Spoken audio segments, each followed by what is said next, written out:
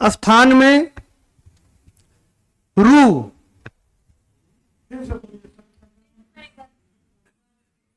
रू, रू में र।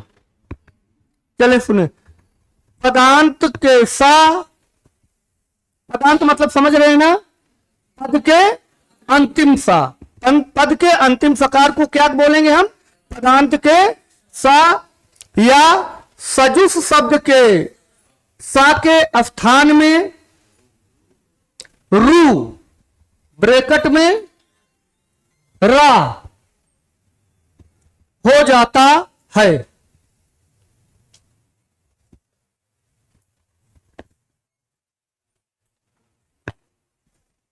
अब होता क्या है? रू आदेश होता है किसके स्थान पे? अब जो बताया कि ससजु सोरू, ससजु सोरू, एक क्या चीज का है? पहले तो बता दिया कि सा अर्थात पदांत के सा, अथवा क्या हो, या मतलब क्या हुआ? अथवा तो सजुस का एक पदांत के सा, दूसरे नंबर पे सजुस के सा के स्थान पर क्या कर देंगे? रू कर देंगे। यही इतना इस संधि में बताया गया। तो रू में क्या बचता है? रू में रा बचेगा। ऊ कहां चला जाता है? रू का उप साधारण रूप में केवल इतना समझना है कि अनुबंध का लोप कर दिया जाता है, मतलब रू में केवल रा ही बचता है। अनुबंध लोप कैसे करते हैं? जब संधि का ज्यादा डिटेल में देखते हैं तो रुत्व में जो उत्तो है उसका उपदेश अजनुनासिक इत से इत संज्ञा होती है। आगे आप जानते हैं जब जिसकी इत संज्ञा होती है उसकी क्या दशा होती है? तब लोपा से लोप हो जाता है ना। जिसकी जिसकी इत संज्ञा हुई है उसका लोपा लोप कर देता है। तो वही हाल यहां हुआ था। रू में ऊ था जो, उसका उपदेश अजनुनासिक से इत संज्ञा हो जाती है, अतः से लोपा से लोप हो जाता है। तो हमको इतना कहने की बताने की जरूरत नहीं, केवल इतना समझ लेना है कि दंत सकार अथवा सजुस के मूर्धन्य सकार के स्थान पर रू कर रा हो जाता है। रू मतलब रा हो जाता है। रू हो जाता है मतलब क्या हो जाएगा? ये जान रहे कि रू में ऊ का लोप हो गया रहता है, बचता क्या है? रा बचता है। अब जैसे आपका एक उदाहरण आ गया, कपिस अस्ति। कपिस यही है, हां, कपिस अस्ति।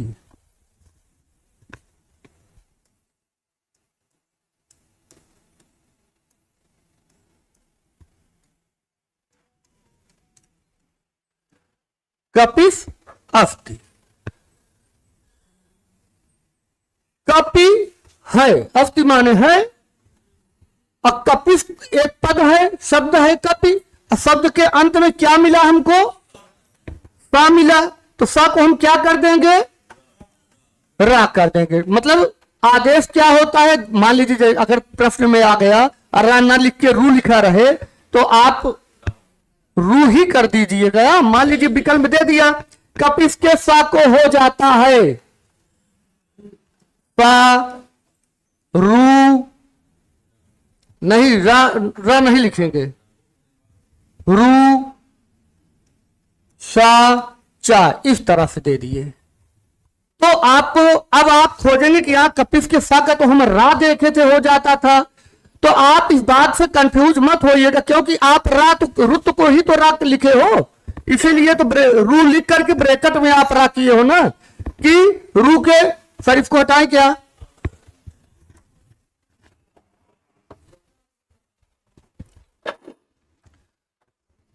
सा अथवा मूर्धन्य सकार के स्थान पर क्या होता है?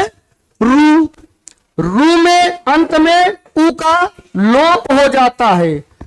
रू के उकार का लोप होकर के बचता क्या है? रू में बचता क्या है? रा। तो हो तो गया इसका कपिस में जब हम किए यहां पे, तो कपिस की जगह पे रू आदेश हुआ, लेकिन अस्ति ऐसे ही रहा। अब रू में ऊ का उपदेश अजन्नासिक से इत संज्ञा, तत्लोपा से लोप होकर के बचा क्या, रा, फिर अस्ति, रू का केवल रा ही बचता है। तो अब इसका क्या हो गया, कपिर अस्ति, कपिर अस्ति। अब मिला दीजिए, तो मिला देंगे तो क्या हो जाएगा, कपिरस्ति। ए वाला आ आके ए वाले रा में मिल गया तो कपिरस्ति, कपिरस्ति ये रूप सिद्ध हो जाएगा।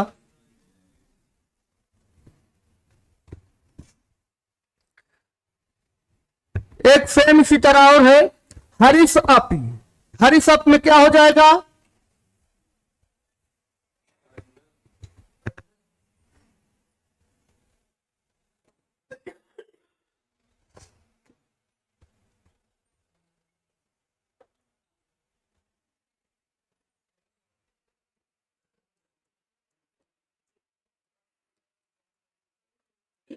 हरिस अपि। अब आपको पदांत में क्या मिला, दंत सकार मिला ना, तो दंत सकार की जगह क्या हो गया, हरि रू अपि। रू में क्या बचता है, हरि। जब ऊ निकल गया तो ये क्या हो गया, आधा हो गया। और इधर क्या है, अपि है। अब आ को रा में मिला दिए तो क्या हो गया, हरि रापि। अरे आ आके यही मिल गया ना, आ आके फिर रा में मिल गया तो हरि आपी। इसको पूरा पूरा लिखा जाने लगा, हरि रापी।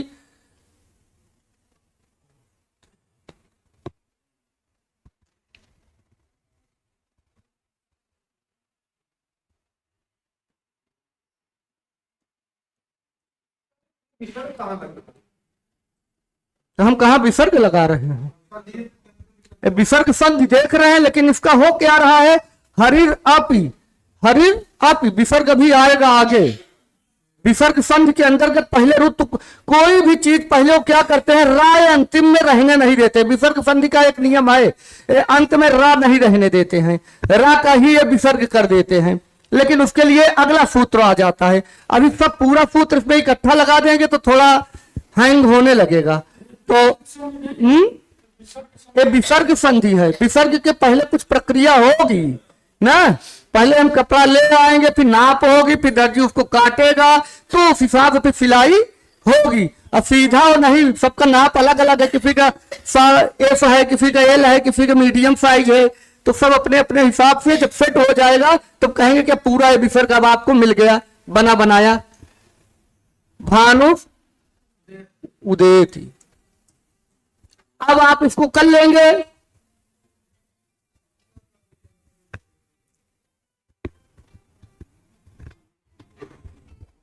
भानुस उदेति। अब इसमें थोड़ा सा एक नई चीज मिलेगी आपको,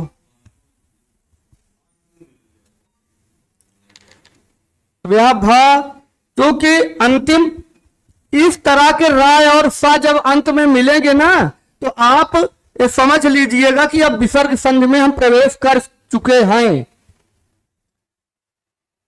भानुस सा की जगह पे क्या हुआ, यही तो नियम बताए हैं कि या तो सा मिले या तो सजुस का सा मूर्धन सकार मिले, तो उसके जगह पे हम क्या कर देते हैं, ऋतु कर देते हैं। तो अब क्या हो गया यहां पे, रू, फिर उदेति,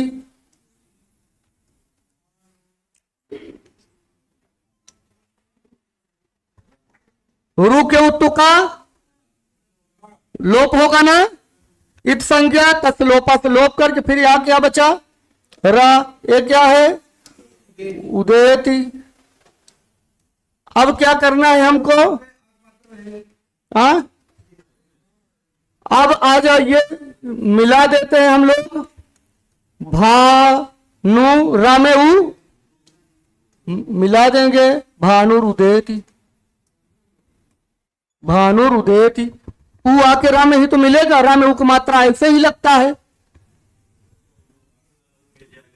ए आगे वाला उ मिला है, रू वाला उ तो गायब हो गया है। कबिस आयम, कबिस आयम,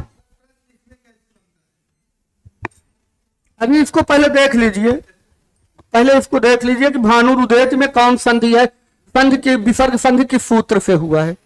भानुरुदैत में विसर्ग संधि किस सूत्र से हुआ? तो ससज फोरू से रुत। अच्छा, और भी एक कौन संधि है भानुरुदैती? अगर अच संधि, विसर्ग व्यंजन संधि, रुत संधि या हर संधि, तो आप इसमें फिर अगर विसर्ग रुत दोनों देंगे नहीं, या तो केवल विसर्ग पूछेंगे या तो रुत पूछेंगे। तो अब आप देख ही रहे हैं कि रू आया ही है, भानुरुदैति, भानुरुदैति। अब आगे का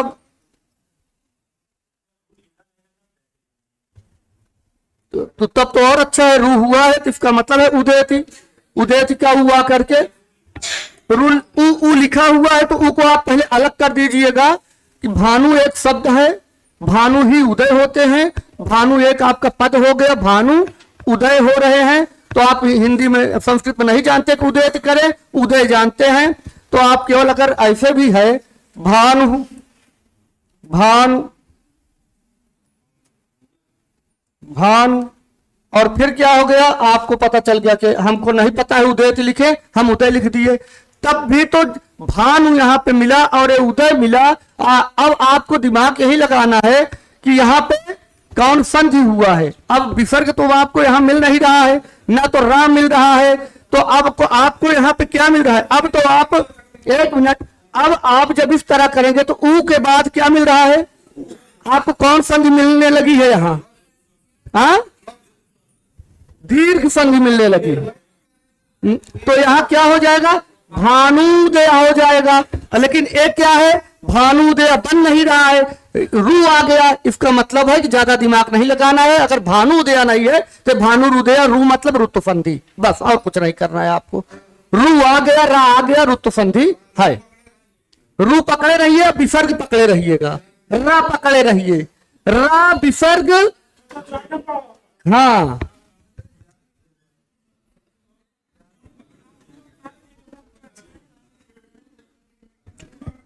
आगे कबिस अयम, कबिस अयम क्या बन गया? ये कबीर अयम।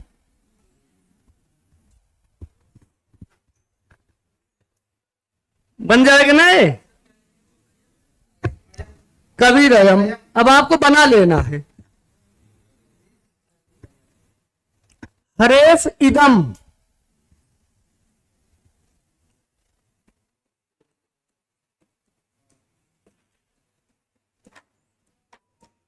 हरेश इदम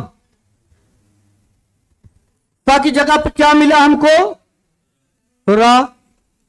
जब भी इस तरह से आप अंत में देखेंगे तो मान लीजिएगा कि ए रू होगा। जब रू होगा तो विसर्ग होगा अंत में। तीन चीज होगी बस विसर्ग संधि में। जहां ए वाला सा मिला उसका रा होगा, निश्चित है कि होगा, अटल सत्य है कि रा को सा ही होगा, तो विसर्ग ही होगा, और सा को रा ही होगा, चाहे जहां मिलेगा। सा को रा में बदलना ही है और रा को विसर्ग में बदलना है। लेकिन सूत्र का ही अंतर है कि रा को बदलेंगे तब क्या सूत्र हो जाएगा, विसर्ग में बदलेंगे तो क्या सूत्र हो जाएगा। बस अब जब हम सा को रा में बदल रहे हैं तो सफज फोरू लग जा रहा है। आगे अभी जब हम रू को फिर सा में बदलेंगे तो क्या हो जाएगा, विसर्ग में बदलेंगे। क्या 3-4 सूत्र है वही जान लेंगे। विसर्ग संधि पूरा समाप्त नहीं करेंगे, पूरा करेंगे। भाई सब लोग अपने, कोई भी व्यापारी बिजनेसमैन जो होते हैं वो लोग अपनी दुकान को बंद नहीं करते हैं, बढ़ाते हैं ना। तो हम लोगों का तो पढ़ने पढ़ाने का काम है, शिक्षक है, हम क्यों बंद करें, समाप्त करें। हम लोग भी इसको पूरा करते चलते हैं। हरे यहां क्या हो गया स में रू इदम। हम बार बार रू इसलिए लिख रहे हैं कि हमें याद रहे कि सा के जगह पे रू मिला था, रू को रा किया गया है। अब चाहे हमको रा कह देगा तो भी मैं समझूंगा सफज फोरू हुआ है, और रू कर देगा तो भी सफज फोरू है। कुल मिलाकर रू या रा मिलेगा तो कौन सूत्र? रू या रा मिला तो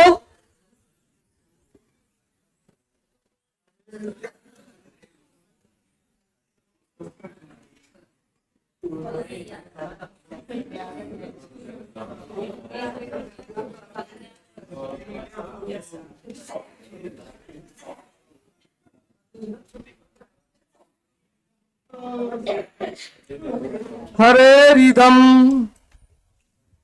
राम आकी लग गया हरे रिदम।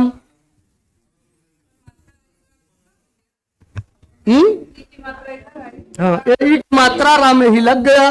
रा तो आधा था ही। ए वाला पद का जो ई रहेगा वो उधर देगा, आ जो है जाके उधर जुड़ता है। तो अभी तक जितना आप देखिए सब में रा का ऊ का, रा के ऊ का हमेशा क्या हुआ था? लोप हुआ था। तो रा क्या हो गया था? आधा हो गया था। लेकिन जो उसके बाद वाला स्वर होगा वो आके जुड़ेगा तो रा में ही।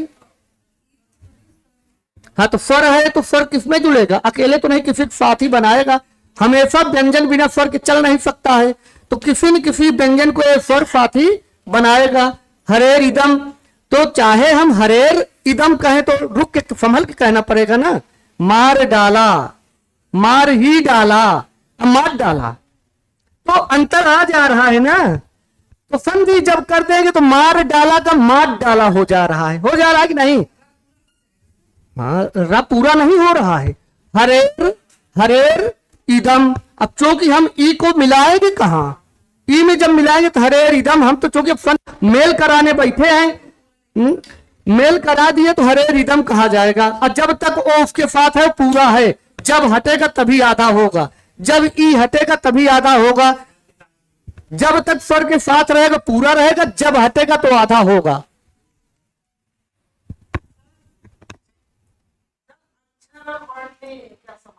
न क्षरत इति अक्षरा, जिसका क्षरण न हो सके वही अक्षर है।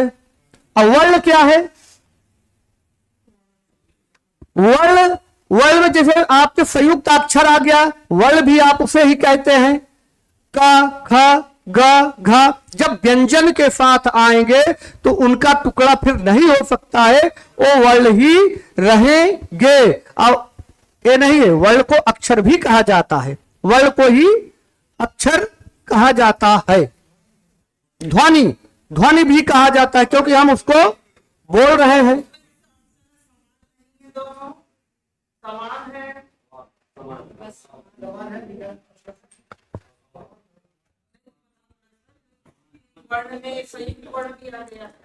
कुल मिला के अगर आपको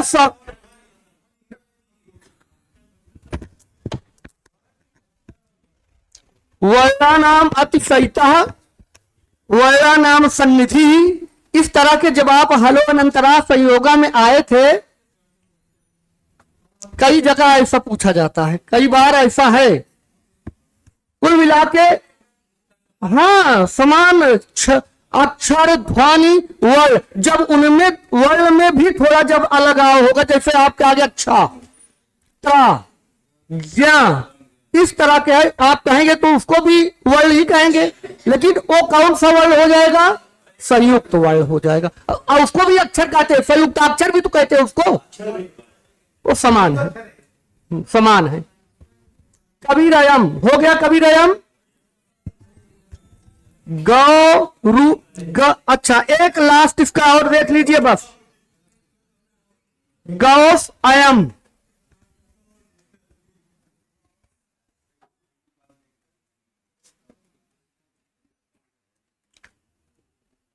संस्कृत का टेस्ट होने वाला है क्या आप लोगों का?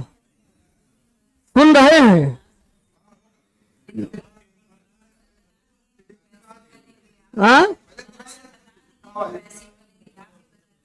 अभी हमको कंफर्म नहीं किया गया है, थोड़ा बहुत सुनने में आया है।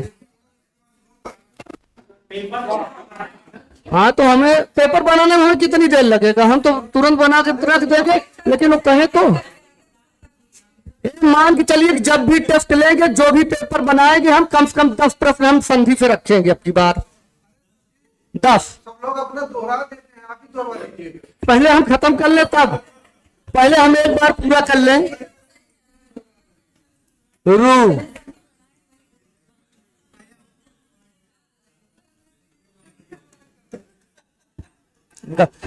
हम नहीं करेंगे, हमें विश्वास, फिर भी आप उनसे ज्यादा रहेंगे। अरे हम पिछला रिजल्ट आपको देख चुके हैं, पिछला रिजल्ट देखे हैं आप। नहीं, हमें पिछला रिजल्ट आपको देखे हैं कि इतना थोड़ी गिर जाएंगे। पिछला रिजल्ट आपको बता रहा है, मेरी ना मानो।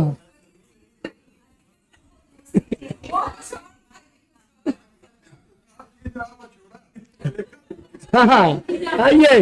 गौस, गौस अयम, गौस अयम, गौरू अयम, रू का रा, यहाँ अयम, फिर आया के फिर यहां मिला। इसमें कई लोग होंगे जो जूनियर का भी देंगे, उनसे संस्कृत थोड़ा कुछ जा करके कठिन करेगा, चला जाएगा। हर्ष चरितम में कहेगा कि इसमें किसकी कथा वर्णित है, तो कहेंगे कि इसमें नल दमयंती की कथा का चित्र किया गया है। नैषधेय पद लालित के लिए कौन ग्रंथ जाना जाता है, तो पद लालित के लिए नैषधि चरितम जाना जाता है। उदित नैषधेय काव्य क्वचा माघा क्वचा भारत। तो अच्छा, चर्चा यही है कि मदे पुत्रा जननी जरातुला। तो नल दमयंती में दूत कौन बना था, मेघदूत में दूत कौन बना था। इनका जितना ग्रंथ है बिना दूत के नहीं चलेगा, बिना प्रेमी प्रेमिका के नहीं चलेगा, बिना नायक नायिका के नहीं चलेगा। नहीं तो ग्रंथ कैसा, साहित्य कैसा। तो नल राजा नल के बारे में आप लोगों ने सुना होगा, जाना होगा। दमयंती की कथा के बारे में जाने होंगे, बहुत अगाध प्रेम था। लेकिन अब पहले जब दूरी होती है तो कहे कि किससे संदेशा भेजा जाए, तो हंस लेके संदेशा दमयंती की तरफ से नल के पास जाता है।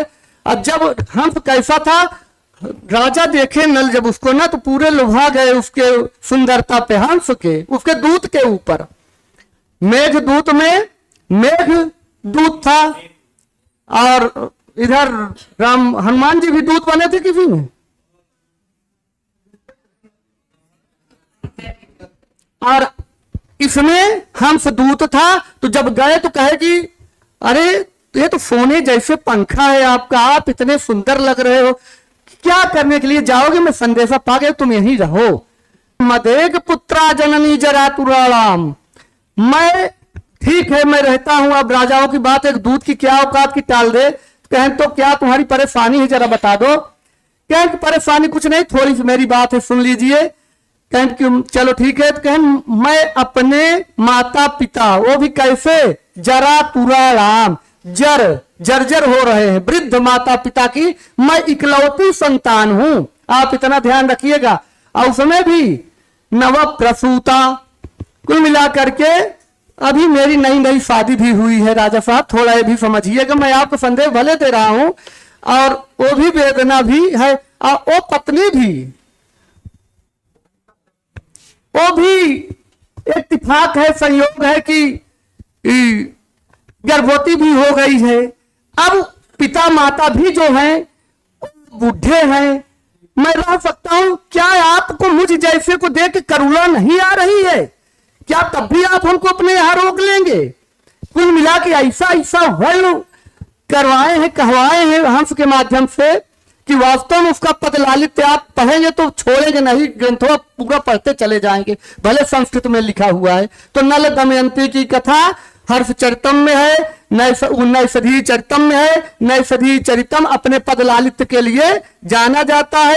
कहा जाता है कि उदिते नैषधे काव्य क्वचा माघा क्वचा भारवी, मतलब माघ, माघ महाकवि माघ, और इधर भारवी। ये लोग बहुत प्रकांड विद्वान थे, एक वर्ण पे आकर के पूरा श्लोक लिखे हैं। ना वर्ण ले लिए तो फिर नवई पे पूरा श्लोक लिख दिए थे, और उसका अर्थ निकला था। अब कहें कि लेकिन जब इनका पर आ जाता है तो क्वच माघा क्वच भारवी, नैषध पद लालित के आगे सब फेल हो जाता है। तो चलिए अब आगे हम लोग दूसरे संधिपूत की ओर चलते हैं।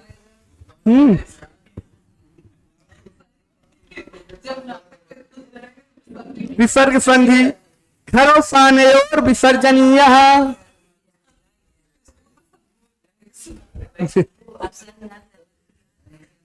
कारण है ना कि ये पूछा जा रहा है, जूनियर अगर आप दे रहे हैं तो पूछा जा रहा है।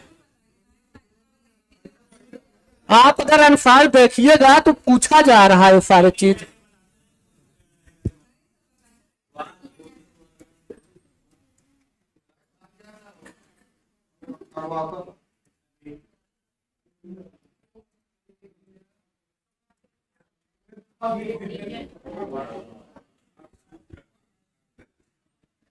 हर सारे और विसर्जनीय।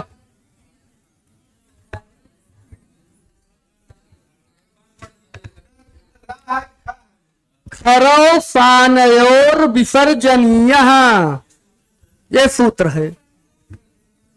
संधि, अभी विसर्ग संधि के अंतर्गत पहला सूत्र कौन पढ़ा आपने? ससजु सोरुहु। बोलिए ससजु सोरुहु, ससजु सोरुहु। अब इसको बोलिए खरौ सानयोर विसर्जनीय, खरौ सानयोर विसर्जनीय, खरौ सानयोर विसर्जनीय, खरौ सानयोर विसर्जनीय। ठीक, अब लिखिए यदि पद के अंत में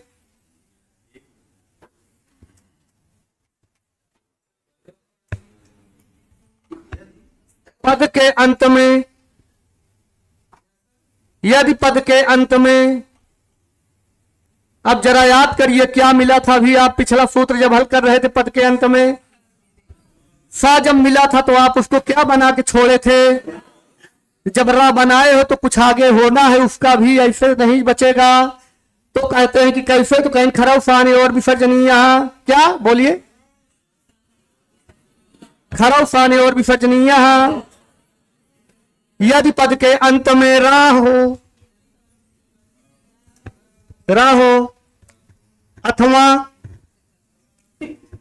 रा से परे। बस कथा भागवत करते करते हम लोग पूरा पार उतर जाएंगे। उसके अलावा कोई रास्ता है? कथा भागवत के अलावा कोई रास्ता है मोक्ष प्राप्त करने का?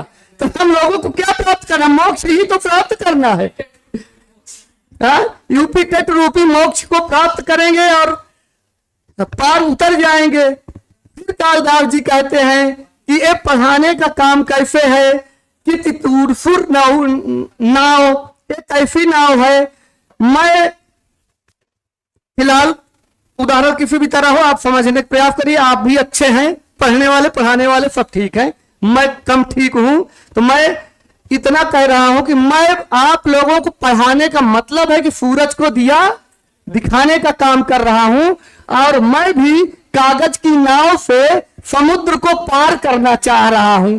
कागज की नाव से समुद्र को पार करने की चेष्टा करके मोक्ष की प्राप्ति के साधन तक पहुंचना चाह रहा हूं।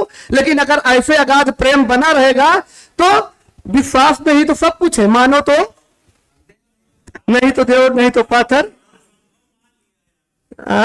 तो कहने का मतलब ये है कि अगर विश्वास है तो हम लोग मिट्टी को भी पूछ करके शंकर जी को वहां प्रसन्न कर सकते हैं और युद्ध जीत सकते हैं।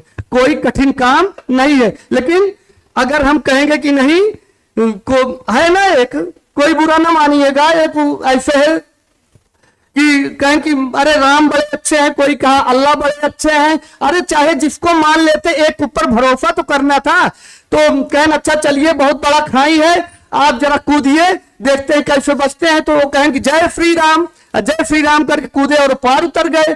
तो फिर एक लोग आए कहें कि अच्छा हमारे खुदा भी बहुत अच्छे हैं। तो उनके अंदर थोड़ा संदेह यहाँ पे हो गया कि यार राम का नाम लिया था तो आगे चले गए थे, कहीं एक लोकोक्ति है सही नहीं है। एक मैं उल्टा भी आप इसको कह सकते हैं, उनके लिए भी कह सकते हैं। तो संदेह अगर आप करेंगे तब की बात मैं बता रहा। उन्होंने संदेह किया और कहे कि हम दोनों का नाम ले लेते हैं। तो बोलो राम खुदैया की जग नीचे गड्ढा में गिर गए। तो कुल मिलाकर के अगर आप विश्वास करके पढ़ रहे हैं तो मेरा विश्वास करिए कि आप पार उतर जाएंगे। अगर आपको अपने ऊपर या मेरे ऊपर संदेह हुआ तो मान के चलिएगा कि गड्ढे में गिरेंगे। इसलिए अविश्वास मत करिएगा, विश्वास करके आगे बढ़ते रहिए और आप पार उतर जाएंगे और मोक्ष की प्राप्ति मिलेगी, गंगा स्नान होगा। चलिए यदि पद के अंत में रा हो, अथवा रा से परे। आए हंसने के लिए है ही, बाकी सच्चाई या नहीं है सारी चीजें नहीं। यदि पद के अंत में, यदि पद के अंत में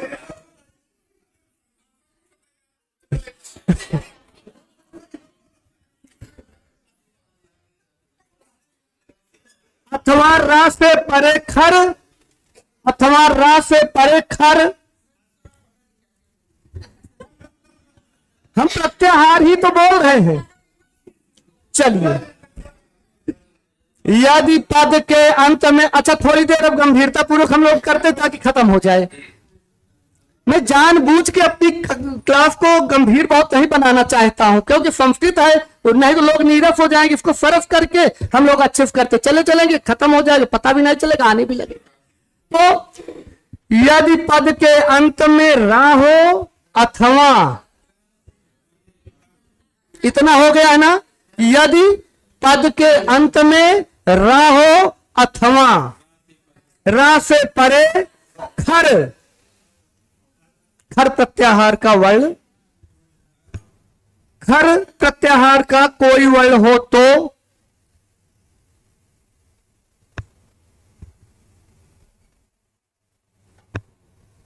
रा का विसर्ग हो जाता है। बाहर जब लोग देखें कहेंगे अरे यार ये तो संस्कृत वाले में क्या होता है, आपकी लाइफ खराब पूरी दूर दूर तक जाता है। हमें इसकी दिक्कत नहीं है, हमारा अपना एक अलग तरीका है।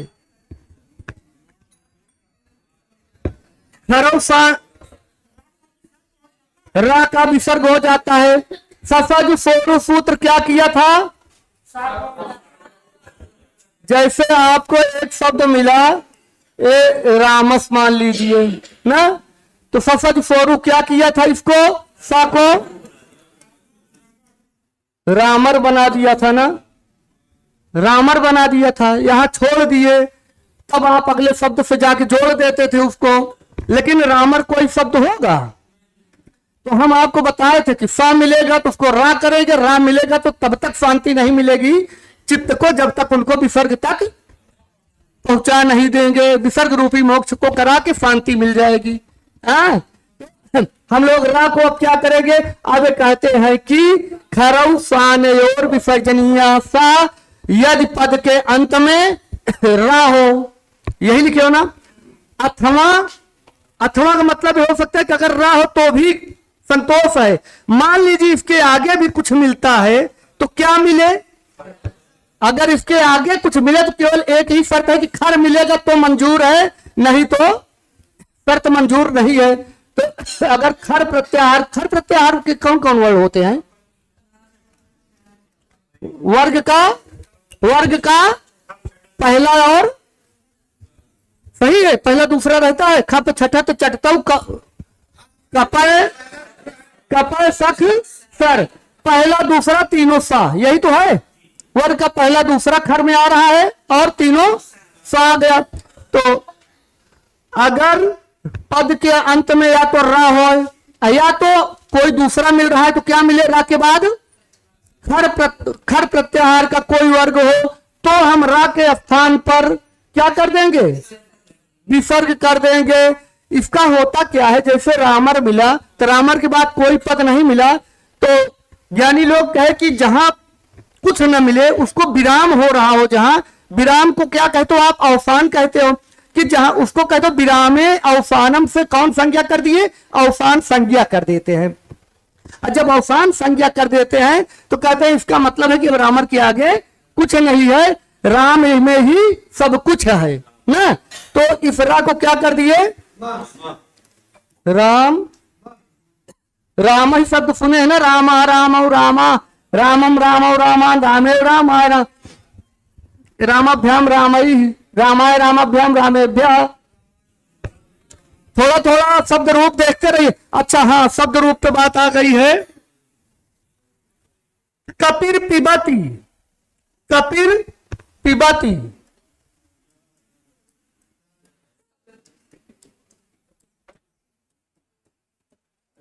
अपने मूल चीज को नहीं भूलना है, बीच में सब पताका प्रकृति रूपी का सब आते रहेंगे। हाँ, कपिर पिबती, लेकिन अपना मूल टॉपिक जो है उसको भूलना फिर दोष हो जाता है। कहते हैं ना कि तो बोल कुछ रहे थे भटक गए कहीं, तो हमें भटकना नहीं है, उस दोष का शिकार नहीं होना है। भले हो कोई बड़ी कथा चलती रहती, तो पताका आप लोग जानते होंगे, प्रकरी जानते होंगे, जो जिसकी कथा दूर तक चले उसे क्या कहते हैं? पताका। और जो कथा थोड़ी दूर चल के खत्म हो जाए उसे प्रकरी। ये नाट्यशास्त्र में, नाट्यशास्त्र किसकी रचना है? भरत मुनि। भरत मुनि के कौन शास्त्र है? नाट्यशास्त्र। नाट्यशास्त्र को क्या कहते हैं? पंचम वेद। पंचम वेद किसको कहते हैं? नाट्यशास्त्र। जानकारी वाली चीज है, पूछी जाने वाली चीज है ना। रामा तो बस ये मिलेगा आपको, रामर का रामा किस सूत्र से बना? बंद कुछ नहीं है, केवल यही कहे जहां राम मिलेंगे उनको हम विसर कर देंगे। पहले सफद स्वरूप पढ़ रहे थे तभी ये शर्त हो गई थी कि जब सा रहेंगे तो सा को रा करेंगे, रा रहेंगे तो रा को विसर करेंगे। तो अब क्या किए आप? सा से रा किए, रा को विसर किए। आगे कुछ होगा तो भी नहीं होगा। अच्छा, लेकिन आगे होगा तो क्या होना चाहिए? केवल खर होगा वही स्वीकार है, अन्यथा कुछ स्वीकार नहीं है। हाफ सीएल तीर दिमियल, उसके अलावा कुछ स्वीकार नहीं है। तभी डिजिटल अटेंडेंस होगी, नहीं तो नहीं होगी ना। मेरी शर्त तो है कि खर होना चाहिए आगे, तभी हमारा रामा बनेगा। तो एक क्या हो गया? कबीर कपिर, यहां क्या हो जाएगा? कापी। रा की जगह पे अब बताइए, अब आ गया आगे क्या है? क्या है? खर का है, कप है ना। अगर एक खर करना होता तो कोई कहीं से व्यंजन संधि भी हो सकती थी, समझ लीजिए। तो एक खर है इसलिए स्वीकार है कि कपी पीबती।